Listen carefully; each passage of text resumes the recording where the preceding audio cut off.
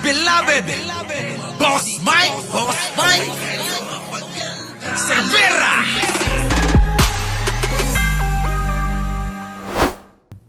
Sa flood control scandal of the Ribbon Committee sa pamumuno ng bagong talagang chairman nitong Senator Erwin Tulfo.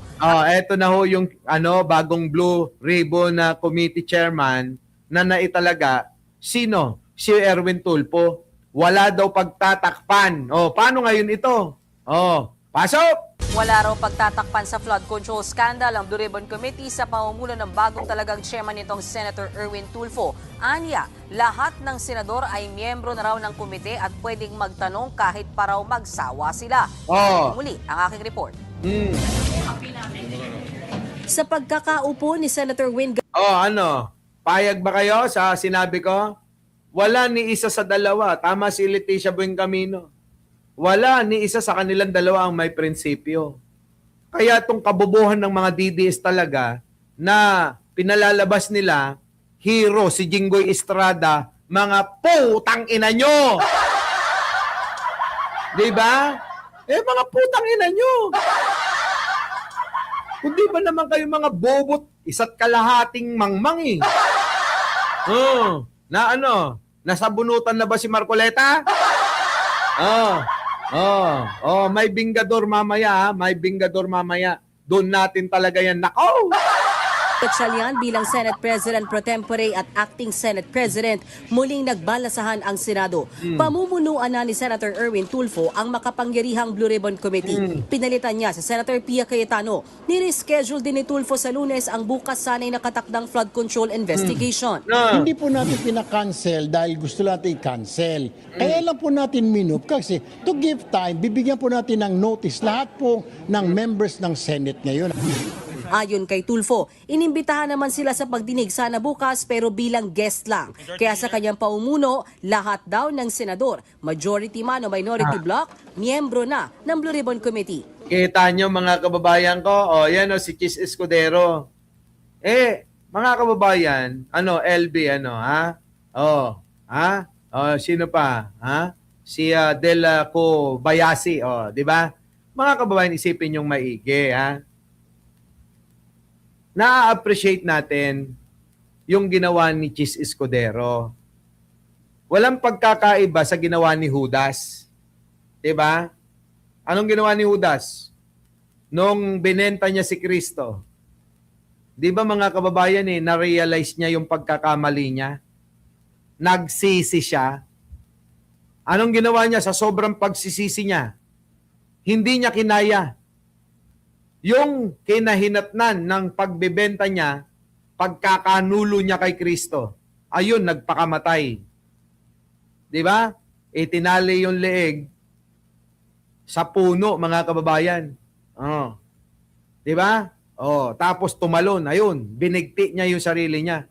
Wala akong pagkakaiba kay Alan Peter Cayetano niyan, mga kababayan. Walang pagkakaiba. Kaya, na-appreciate natin yung ginawa niya kahapon, sinasabi ko. Pero hindi sapat yun na na-appreciate natin siya kahapon, hayaan na natin yung kanyang kasalanan na hindi na natin panagutin sa kanyang mga kalokohang ginawa kung may ninakaw man yan, kung may kasalanan yan.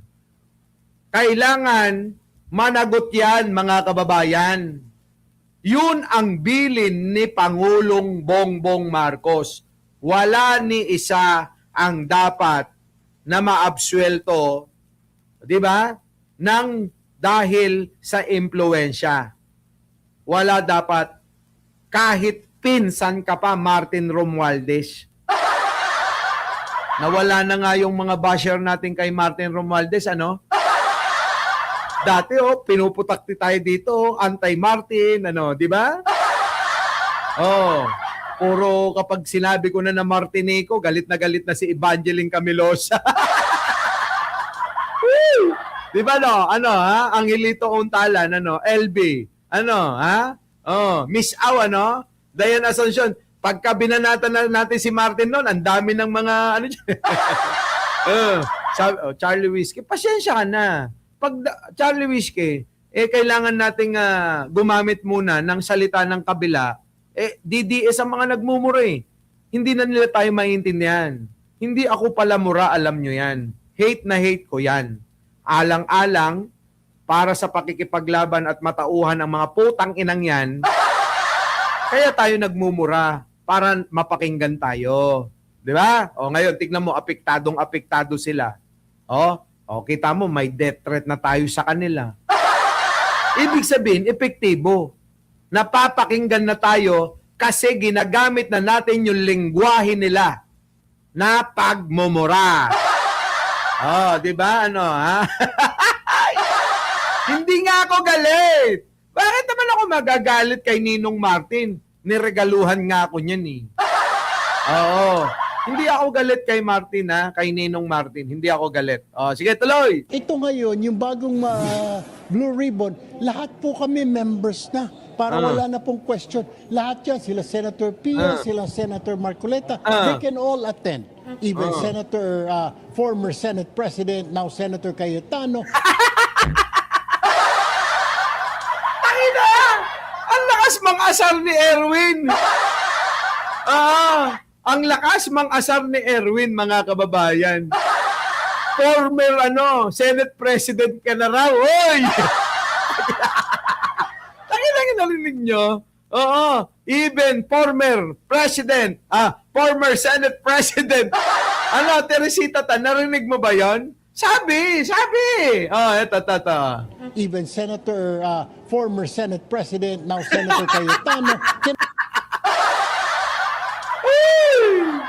Utangina! Former ka na lang, Cayetano. Former Senate President ang tawag sa'yo. Ayop. Ang bigat nun, mga kababayan. Nakakabwisit yun, nakakabwisit. attend also. Iimbitahan din sa Lunes ang mga resource person na nauna na Ito naman si Ate Pia. Ano na?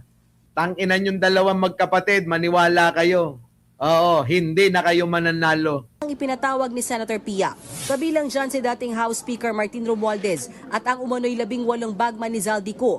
Pero si Senator Alan Peter Cayetano nanindigang tuloy bukas ang kanilang Blue Ribbon hearing sa flood control scandal. May mga lilinawin lang ako, no? Tomorrow, yung Blue Ribbon Committee.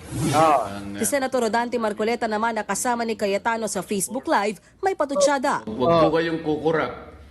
Baka ito na po ang pinakahuling pagkakataon na ang katotohanan, ang katwiran ay mananaig. Wala kang karapatang magsalita ng ganyan, Marcoleta, hanggang madumi ang mukha mong hayop ka. Di ba mga kababayan? Anong karapatan mong magsalita involved ka rin sa korupsyon? Tama, mga kababayan? Anong karapatan mong magsalita, Marcoleta, kung involved ka rin sa putang inang korupsyon? Paganyang-ganyang ka pa. Pinahiwatig din ni Cayetano na posibleng may ilang senador sa paksyon ni Gatchalian ang posibleng sangkot sa flood control scam. No. Maybe some of them have a reason na, mag-ingay, lumaban, i-discredit yung Blue Ribbon kasi especially pagdating dun sa 18 Marines, nabanggit din ang pangalan nila, allegedly nahatiran din ng malay-maleta. No, kita nyo mga kababayan? Kita nyo? Dadalihin na nila, babalik na rin na nila yung sitwasyon. Nasa kanilang grupo nga ni ang lahat ng magnanakaw. Gago, di ba? Napakagago. Di ba? Ganyan sila mga kababayan. Ay, nako. Anyways, mga kababayan. Ay, nako, nawala ako. Wait lang ha. Nawala. So, mga kababayan, pananghalian na, hindi pa ako nag-aalmusal. Kita-kita tayo ha. Susubo lang ako ng kapraso. Babalik tayo mga kababayan. Ako po, muli ang inyong lingkod, Mike Cervera po. Sisilipin ko lang saglit yung nangyayari sa Kongreso habang kumakain. Maraming salamat po. Our beloved Boss Mike Cervera.